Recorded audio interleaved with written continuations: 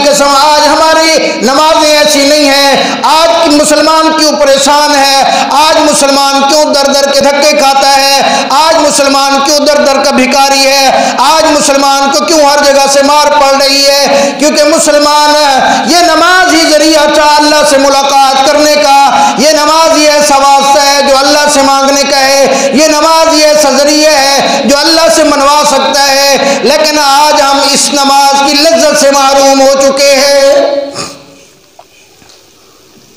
और इमाम उल-अंबिया रहमत दो आलम सल्लल्लाहु अलैहि वसल्लम ने फरमाया जो बंदा खुशू और खुजू के साथ वुजू करता है, खुशू और खुजू के साथ वुजू करके बाजमात पूरी नमाज पढ़ता है, अल्लाह रब्बुल आलमीन उसे 5 इनामात अता फरमाते हैं। फरमाया सबसे पहले इनाम उसका ये है, फरमाया अल्लाह रब्बुल आलमीन उसकी रिज़्क़ के अंदर उसकी फरमानियत अता फरमा देते हैं, उसकी रिज़्क़ की तंगी अल्लाह दूर कर देते हैं। आज हमें इस बात का यकीन आ जाए, अल्लाहू अकबर। एक हदीस पाक में आता है, फरमाया जब आदमी सुबह सुबह नमाज आज़ान होती है, कोई मुसलमान होता है, वो उठने की कोशिश करता है, शैतान आकर उसके 3 गिरें लगाता है और उसको दबाने लगता है, उसको सुलाने की कोशिश करता है। फरमाया जो ईमान वाले होते हैं, फरमाया ईमान वाला जब उठ के बैठ जाता है, एक गिरा खुल जाती है, जब ईमान वाला उठकर जाकर वुजू करता है, दूसरी गिरा खुल जाती है, जब ईमान वाला जाकर नमाज अदा करता है, तीसरी गिरा भी खुल जाती है और उसके हाथ के अंदर अल्लाह का झंडा आ जाता है। जैसे ही उसके हाथ के अंदर अल्लाह का झंडा आता है, अल्लाह रब्बुल आलमीन की तरफ से ऐलान हो जाता है, फरमाया इस मेरे बंदे ने आज उठते ही मुझे याद किया, आज उठते ही अपनी ज़मीन न्याज को मेरे सामने झुकाया, मेरे सामने आज ये झुका। फरमाया आज इसकी रिज़्क़ और रोजी का बंदोबस्त अल्लाह के जिम्मे हो गया। और जो बंदा शैतान की वजह से नहीं उठता, फरमाया शैतान उसको वहां सुलाने की कोशिश करता है जब आदमी नमाज का वक़्त ख़त्म होता है। हदीस पाक में आता है शैतान उसके कान के अंदर पेशाब करके चला जाता है और फरमाया उसके हाथ के अंदर सारा दिन शैतान का झंडा रहता है, उसके कान के अंदर शैतान पेशाब करके चला जाता है। जैसे ही वो उठता है, 7 बजे उठे, 8 बजे उठते ही घर वालों के ऊपर उसने बातें करना शुरू कर दी, मेरा नाश्ता तैयार नहीं हुआ, मुझे कारोबार में देर हो रही है, मेरा ये नुकसान हो रहा है, मेरा ये हो रहा है। ये उसको पता नहीं है कि आज मैंने सुबह की नमाज नहीं पढ़ी, अल्लाह की तरफ से मेरे ऊपर लानत और फिटकार पड़ चुकी है और मेरे हाथ के अंदर शैतान का झंडा आ चुका है और मेरे कान के अंदर जो शैतान पेशाब करके गया है वो मेरे दिमाग के ऊपर भी पहुंच चुका है, मेरी आंखों तक भी पहुंच चुका है, मेरे गले तक भी पहुंच चुका है, मेरे पूरे जिस्म के अंदर शैतान का वो पेशाब सिरायत कर चुका है। और फिर इंसान निकलता है तो ये मसला आ जाता है, कहीं ये मसला आ जाता है, कहीं ये मसला आ जाता है, सारा दिन उसका दिमाग काम नहीं करता, सारा दिन उसका दिमाग खराब रहता है। फिर डॉक्टर के पास चला जाता है, किसी को कहता है, डॉक्टर कहता है कि इसको टेंशन है, कोई कहता है इसको ब्लड प्रेशर की बीमारी है, कोई क्या कहता है, कोई क्या कहता है। लेकिन काश इस इंसान को समझ आ जाए कि मैंने अगर सुबह की नमाज पढ़ ली होती, अल्लाह की रहमत मेरे ऊपर होती, अल्लाह का झंडा मेरे हाथ के अंदर होता, तो अल्लाह मेरे दुनिया के आज के सारे काम अपने जिम्मा लगा देते। तो मैं अर्ज कर रहा था कि हदीस पाक में आता है 5 इनाम इंसान मुसलमान को मिलते हैं जो बाजमात नमाज 5 वक्त पूरी की पूरी अदा करता है। पहला इनाम ये होता है कि उसके रिज़्क़ की तंगी दूर कर दी जाती है, अगर से थोड़ा रिस्क भी क्यों ना हो लेकिन अल्लाह उसकी कफालत कर देते हैं, अल्लाह उसके अंदर बरकत पैदा कर देते हैं, उसकी रिस्क पूरा का पूरा हो जाता है, अल्लाह उसको वाफी रिस्क भी अता फरमा देते हैं। और फरमाया दूसरा, फरमाया उसकी कब्र जन्नत का बाग बन जाती है, कब्र का अजाब उससे हटा लिया जाता है, कब्र के अंदर उसको सुकून आ जाता है। सैयदना उस्मान गनी रज़ी अल्लाह तआला अन्हु जब कब्र को देखा करते थे, इतने रोते कि रोते रोते उनकी दाढ़ी मुबारक तर हो जाती, उनकी हिचकियां बन जाती थी। किसी ने पूछा हज़रत क्या बात है? फरमाने लगे सीढ़ियों में से सबसे पहली सीढ़ी ये कब्र है। अगर इस कब्र के अंदर राहत मिल गई, आगे भी राहत मिलेगी। अगर कब्र के अंदर पकड़े गए तो फिर आगे भी पकड़े जाएंगे। इमाम अल-अंबिया सल्लल्लाहु अलैहि वसल्लम ने, सच्ची ज़बान वाले सल्लल्लाहु अलैहि वसल्लम ने, रहमत वाले पैगंबर सल्लल्लाहु अलैहि वसल्लम ने, अमीन पैगंबर सल्लल्लाहु अलैहि वसल्लम ने, सादिक पैगंबर सल्लल्लाहु अलैहि वसल्लम ने अपनी ज़बान मुबारक से फरमाया जो बंदा नमाज बाजमात सही माने अदा करता है, कब्र का अजाब उससे हटा दिया जाता है। आज शूमिया किस्मत मुसलमान किसी डॉक्टर की बात को मान लेता है, साइंसदान की बात को मान लेता है, जिसको किसी चीज का पता नहीं उसकी बात पे यकीन कर लेता है, उसकी बात पे एतमाद कर लेता है। लेकिन इमाम अल-अंबिया सल्लल्लाहु अलैहि वसल्लम की कही हुई बात पर आज मुसलमान यकीन नहीं करता। तो हुजूर सल्लल्लाहु अलैहि वसल्लम ने फरमाया दूसरा जो उसको इनाम मिलता है, फरमाया कब्र का अज़ाब उससे हटा दिया जाता है। तीसरा फरमाया क़यामत वाले दिन अल्लाह पाक उसको अमालनामा दाएं हाथ के अंदर देंगे।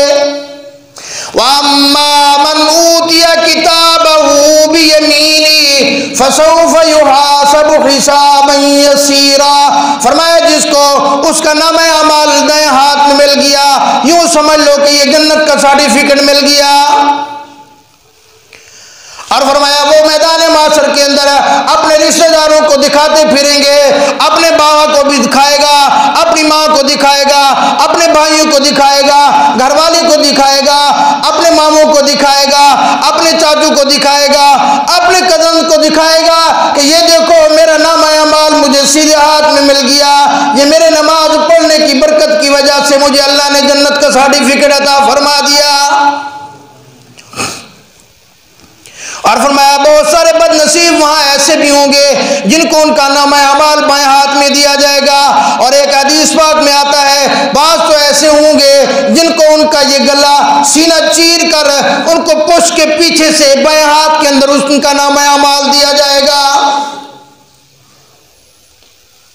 इमाम अल-अंबिया सल्लल्लाहु अलैहि वसल्लम ने फरमाया तीसरा फरमाया जो इनाम मिलेगा नमाज पढ़ने के ऊपर अमालनामा दाएं हाथ में मिलेगा। चौथा इमाम अल-अंबिया सल्लल्लाहु अलैहि वसल्लम ने फरमाया चौथा इनाम ये होगा, फरमाया कि पुल सिरात से वो बिजली की तरह गुजर जाएगा। पुल सिरात आसान नहीं है, फरमाया पुल सिरात बाल से ज्यादा बारीक है, तलवार से ज्यादा तेज है। फरमाया 1500 साल की मसाफत का ये सफर है और उसके नीचे जहन्नम है। फरमाया नेक लोग तो बड़ी आसानी के साथ उसके ऊपर से गुजर जाएंगे, लेकिन जो गुनाहगार होंगे, जो मुजरिम लोग होंगे, वो गाजर मूली की तरह कट कट के जहन्नम के अंदर गिरते जाएंगे।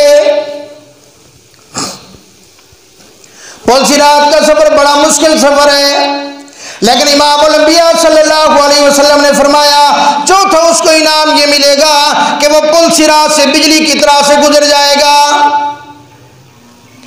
और इमाम अल-अंबिया सल्लल्लाहु अलैहि वसल्लम ने फरमाया पांचवा जो अल्लाह रब्बुल आलमीन उसको इनाम देंगे, उसका एजाज होगा, अल्लाह उसका इकराम करेंगे। फरमाया उसको बगैर हिसाब किताब के जन्नत के अंदर दाखिल कर दिया जाएगा। इमाम अल-अंबिया सल्लल्लाहु अलैहि वसल्लम ने फरमाया हुजूर सल्लल्लाहु अलैहि वसल्लम से पूछा गया या रसूलल्लाह इतनी इंसानियत होगी, हजरत आदम अलैहिस्सलाम से लेकर क़यामत तक के लोग होंगे, आप अपनी उम्मत के लोगों को कैसे पहचानेंगे? हुजूर अलैहिस्सलाम ने फरमाया मेरी उम्मत के जो लोग होंगे उनके जो वुजू वाले आज़ा होंगे, उनका चेहरा होगा, उनके हाथ होंगे, उनके पाँव होंगे, फरमाया वो 14वीं के चांद की तरह चमकते हुए होंगे, मैं मोहम्मद रसूलुल्लाह उनको पहचान लूंगा। और बताओ जो नमाज नहीं पढ़ता, फिर तो जो नमाज नहीं पढ़ेगा क़यामत वाले दिन उसके ये जो वुजू के आज़ा हैं ये चमकेंगे नहीं, और ये पता नहीं चलेगा कि ये मुसलमान है या काफिर है, ये हुजूर सल्लल्लाहु अलैहि वसल्लम का उम्मती है या नहीं है। तो हुजूर सल्लल्लाहु अलैहि वसल्लम पहचानेंगे वुजू के आज़ा से कि उसके वुजू के आज़ा चमकते हुए होंगे। तो जन्नत का मिलना इतनी आसान नहीं है। फरमाया हुजूर अलैहिस्सलातु वस्सलाम ने 5वां उसको इनाम मिलेगा। फरमाया बगैर हिसाब किताब के उसको जन्नत के अंदर दाखिल कर दिया जाएगा। अल्लाह से मांगना सीख ले, ये नमाज ही जरिया है, ये नमाज ही वास्ता है अल्लाह रब्बुल आलमीन से मांगने का। अल्लाहु अकबर, अल्लाहु अकबर। फरमाया एक बहुत बड़े अल्लाह वाले गुजरे हैं, एक बहुत बड़े बुजुर्ग गुजरे हैं। फरमाया उनका बचपन था, उनको ये जो कोट मिठन शरीफ वाले बुजुर्ग हैं, फरमाया उनका बचपन था, उनके बचपन के अंदर हजरत ख्वाजा गुलाम फरीद रहमतुल्लाह अलैह, बल्कि कोट मिठन शरीफ वाले नहीं, पाक पतन शरीफ वाले हजरत ख्वाजा गुलाम फरीद रहमतुल्लाह अलैह, गुलाम फरीद गंज शक्कर रहमतुल्लाह अलैह। फरमाया इनकी वालदा बचपन के अंदर इनको जब उस्ताद के पास लेके गई, मदरसे के अंदर लेके गई, वापस आए, कहने लगे अम्मा मुझे रोटी चाहिए। अम्मा ने गुस्सा किया, बेटा किस चीज की रोटी, अभी तुझे मदरसे दाखिल करा दिया है, अभी मैं रोटी तुझे कैसे खिलाऊं। वो रोने लग गया, अम्मा मुझे तो भूख लगी है, मैं तो परेशान हूँ, क्या होगा। वो फरमाने लगी बेटा इस तरह कर, वुजू कर, आप वुजू करने के बाद 2 रकात नमाज नफिल पढ़ ले, 2 रकात नमाज नफिल पढ़कर अल्लाह रब्बुल आलमीन से मांग, अल्लाह रब्बुल आलमीन तुझे रोटी अता फरमा देंगे। अब बच्चे की किस तरह तरबियत कर रही है। बच्चे ने वुजू किया, वुजू करने के बाद 2 रकात नमाज नफिल पढ़ी, नफिल पढ़कर अल्लाह से दुआ मांगी, अल्लाह मुझे भूख लगी है, मेहरबानी फरमा मुझे रोटी अता फरमा दे। जब बच्चे ने दुआ मांगी, माँ ने एक जगह रोटी को छुपा कर रख दिया। फरमाया बेटा जाओ वहां जाकर देखो, मुझे लगता है अल्लाह ने तेरे लिए रोटी का इंतजाम कर दिया। अब बच्चे ने जाकर वहां देखा, वहां रोटी मौजूद थी, बच्चे ने खाई। अब बच्चे को समझाया बेटा अब मुझसे रोटी नहीं मांगना, जैसे ही मदरसे से वापस आना है वुजू करके 2 रकात नमाज नफिल सलातुल हाजत पढ़कर अल्लाह रब्बुल आलमीन से रोटी मांगनी है, अल्लाह रब्बुल आलमीन तुझे तेरी रोटी का बंदोबस्त कर देंगे। अब हजरत गुलाम फरीद गंज शक्कर रहमतुल्लाह अलैह रोजाना इसी तरह करने लगे। माँ रोटी छुपा दिया करती, वो 2 रकात नमाज नफिल सलातुल हाजत पढ़कर अल्लाह से दुआ मांगते, उनको रोटी वहां रखी हुई मिल जाती। एक दिन वालदा कहीं काम पे चली गई, उनको वो रोटी रखना भूल गई। अब उनको अचानक याद आया, जब याद आया रोने लगी, मौला आज तो मेरे बेटे का जो आपकी जात के ऊपर यकीन बना हुआ है वो यकीन टूट जाएगा। उधर मां ने रोकर अल्लाह रब्बुल आलमीन से दुआ फरमाई, उधर बच्चे का भी यकीन बन चुका था, बच्चे को ये यकीन हो चला था कि मुझे रोटी देने वाली जात अल्लाह की जात है। तो आप भी बोलो रोटी देने वाली जात किसकी जात है, जिसको अल्लाह देता है और अल्लाह ने उसको ज़बान दी। बुलंद आवाज से बोलो रोटी कौन देता है, रिज़्क़ का मालिक कौन है, जिंदगी का मालिक कौन है, मौत का मालिक कौन है। तो यही सिखाया माँ ने हजरत ख्वाजा गुलाम फरीद रहमतुल्लाह अलैह को। अब माँ रो रही है, अल्लाह मेहरबानी फरमा आज तो मेरे बच्चे का यकीन न तोड़ देना। अल्लाह जिनके वालिदैन ये मेहनत करते हैं, उनका यकीन अल्लाह की जात के ऊपर बन जाता है, तो फिर अल्लाह भी मदद ही करते हैं। तो अम्मा ने रोकर दुआ मांगी, अल्लाह मेहरबानी फरमा आज मेरे बच्चे का यकीन न टूट जाए। अम्मा भी दौड़ती हुई घर पहुंची, घर आकर देखा तो बेटा बड़े सुकून से बड़े आराम से बैठा, आकर दौड़कर बच्चे को सीने से लगाया, कहने लगी मेरे बेटे खाना खा लिया। कहा माँ मैंने तो खाना खा लिया। अल्लाह अकबर, अम्मा मैंने तो खाना खा लिया। बेटे कहाँ से खाना खाया? अम्मा जहाँ से रोजाना मैं खाना खाता हूँ, मैंने तो वहाँ मैं आया मदरसे से, आप नहीं थी, मैंने वुजू किया, वुजू करने के बाद मैंने 2 रकात नमाज सलातुल हाजत पढ़ी, अल्लाह से मांगा अल्लाह मुझे रोटी अता फरमा दे। मैंने बाहर जाकर देखा वहाँ रोटी रखी हुई थी, लेकिन अम्मा मैं एक बात आपको बताऊँ, मैंने आज तक जितनी रोटी खाई है, जितनी मजा आज की रोटी में था, आज से पहले मुझे कभी इसी तरह रोटी में मजा नहीं आया। जब यकीन अल्लाह की ज़ात के ऊपर बन जाता है तो फिर अल्लाह रब्बुल आलमीन दुनिया के अंदर भी जन्नत से रिज़्क भेज देते हैं। तो मेरे भाइयों, दोस्तों और बुजुर्गों, आज हम भी अल्लाह से मांगने वाले बने। या अय्युहल्लज़ीना आमनुस्तईनु बिस्सब्रि वस्सलाह, फरमाया ईमान वालो, अल्लाह से सब्र और नमाज के ज़रिए से मदद तलब करो। हम खुद भी नमाज के ज़रिए से अल्लाह से अपनी मुश्किलात को हल कराएं और अपनी औलाद को भी इसके ऊपर ले आए, अपने घर वालों को इसके ऊपर ले आए। कोई भी मुसीबत आ जाए घर में, कोई भी तकलीफ़ आ जाए घर में, कोई भी तंगी आ जाए घर में, फ़ौरन खुद भी नमाज की तरफ मुतवज्जे हो जाएं। घर वालों को भी कहें कि वुज़ू करके अल्लाह से नमाज